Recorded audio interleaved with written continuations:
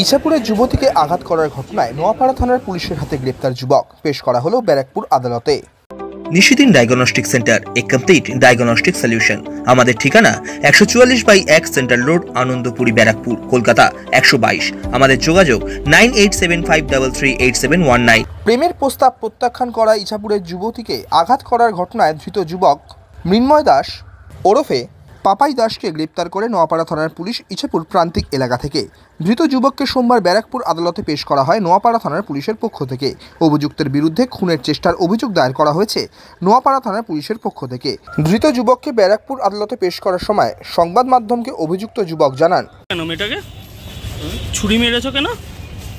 Sir অনেকদিন ধরে sir আমাদের ভালোবাসা ছিল, তো হট করে মাথা গরম হয়ে একটা ছেলের সঙ্গে দেখেছি, তাই বলে তুমি ছুরি মারবে? স্যার ওটা একটা ভুল হয়ে গেছিলো প্রচুর। তোমার নাম কি? আমার নাম মৃন্ময়। বাড়ি কোথায় তোমার? বাড়ি হচ্ছে প্রান্তিক, ইছাপুর ইন্দুপুরি খালপাড়।